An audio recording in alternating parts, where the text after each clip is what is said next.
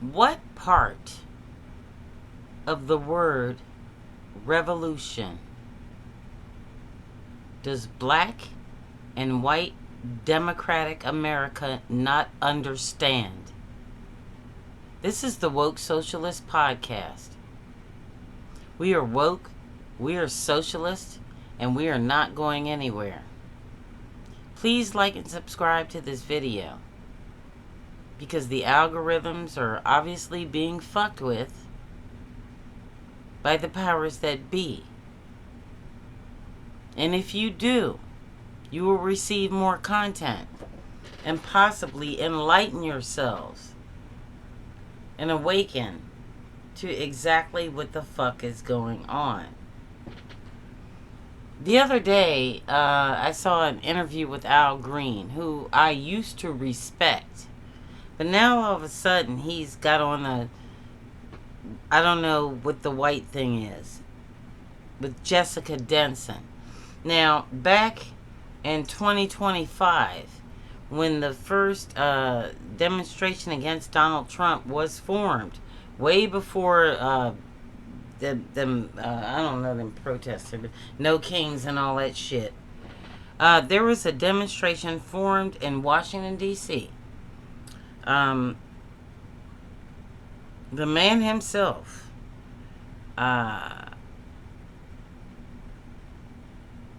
Cliff Cash, showed up, walked around, nobody was speaking. So he gets back on the back of a truck and he starts speaking, and he starts basically being the voice of the movement back then. Well, this Jessica Denson chick gets on the internet and she says the biggest protesters here, the biggest is us. It's me and Cliff Cash. No, motherfucker, it ain't. Let me tell you something about white privilege. You got on social media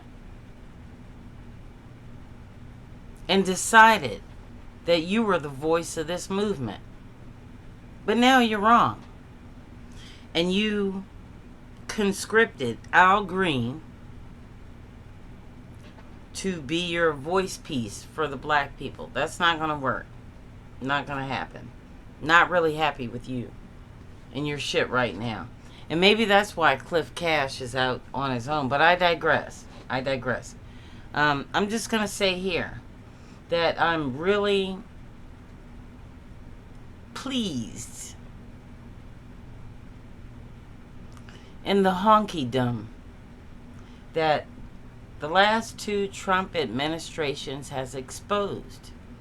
We have your peaceful protesters that think they're in charge of something. This is how we do things. This is how we crush it. This is what's going to happen. And all these white people are making millions of dollars on YouTube talking about how America needs to be. Let me remind you motherfuckers of something. The first person to die in the United States Revolutionary War was a black man named Crispus Attucks. In the Civil War, enslaved black Americans took the place of their masters to fight for the Confederacy against their will. In Vietnam, white people were given deferments, while people from black neighborhoods were overwhelmingly drafted and came back home to a nation, just like in World War II, when they fought for the Jews to be liberated from Nazi Germany, came to a home that did not afford them the equality they fought for.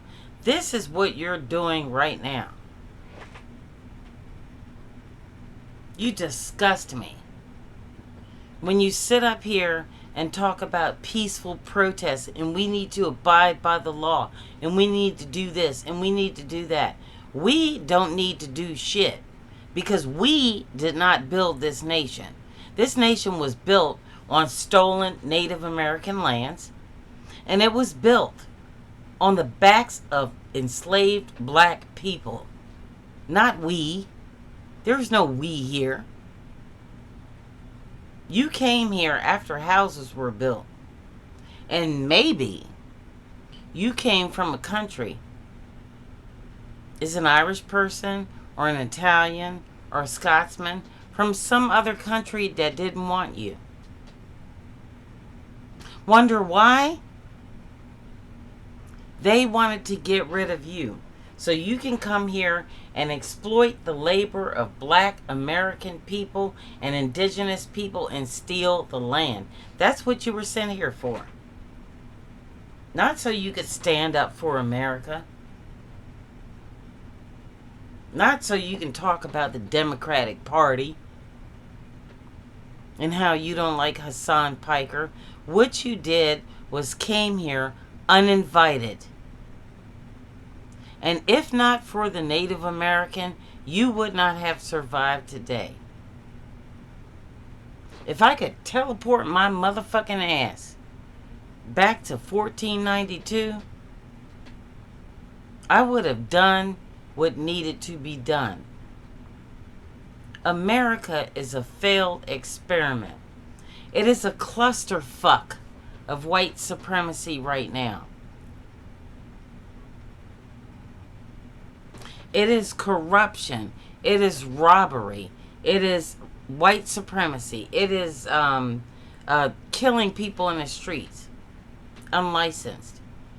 And you know what the difference between the United States of America in 2026 and Nazi Germany in the 1930s and 40s?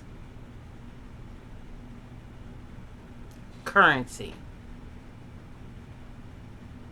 Right now, there aren't people running up in the houses of black people in my neighborhood to seize their gold, pull the teeth out of their mouths, drag them away, and take them to concentration camps to be killed. But there are people whose jobs are lost,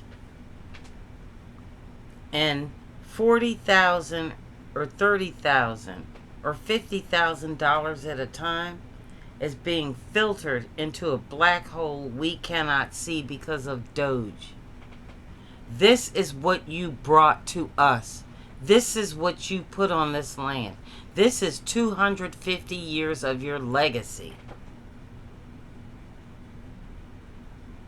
The descendants of the enslaved, now the largest unemployed population in the United States of America, because of the poison you brought here. Native Americans, too afraid to vote because they worry about their leaders who are taking AIPAC money in Native American states that have reservations like Alaska. This is what you brought here. So don't you fucking dare tell me how Democratic Socialists need to get out of the party. What you need to do is reflect on what you have done to us and get the fuck out of our country. Because if ever there was a revolution, if ever there was a country to be, America, 250 years from now, I would bet my last dollar on socialism. Because socialism, on the backs of slaves, Native Americans, and Latinos in most recent years, are how you built your wealth. We call that corporate socialism. We paid our rent. We paid our taxes. You didn't. And now we're due for a check. We're due for reparations. We're due for land back. We're due for solidarity. We're due for racial equality and all those things that were guaranteed us under the United States Constitution. Like it or not, the white, pro-MAGA, and pro-institutional population in America is not only dwindling, it is being cast out. No longer do we need permission to exist in this country according to your standards.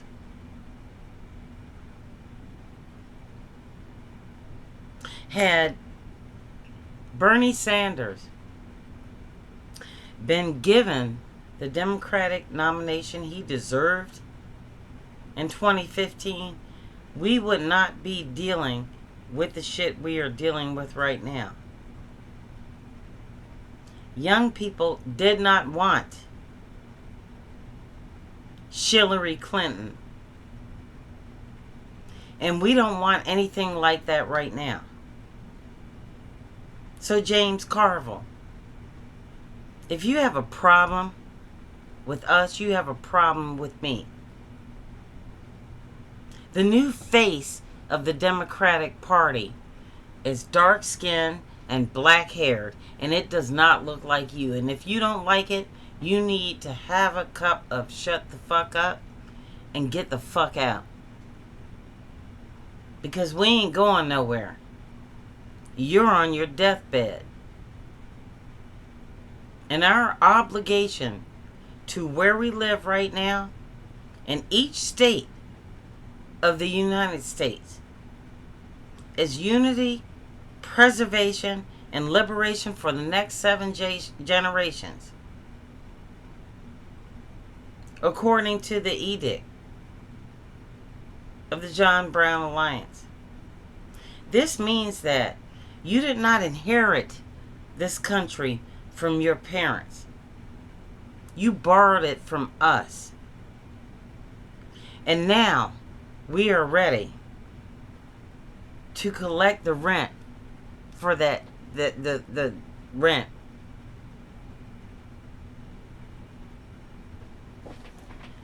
Let me say this again.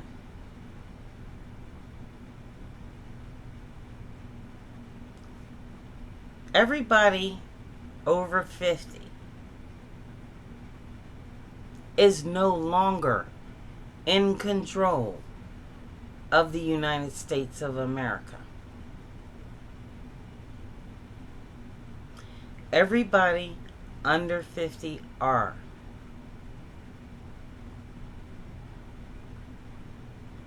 We fell for your okie doke.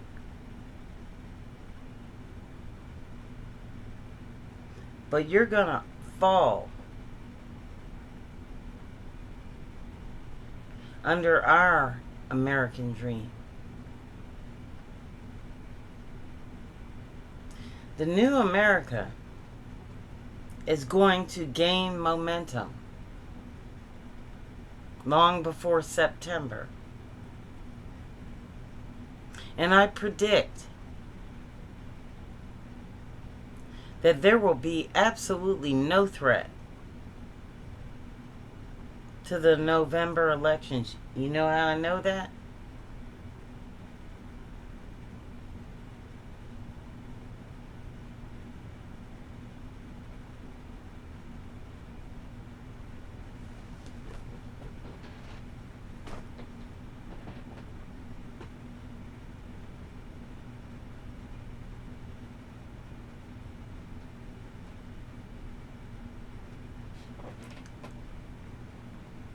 There are 340 inhabitants in the United States of America.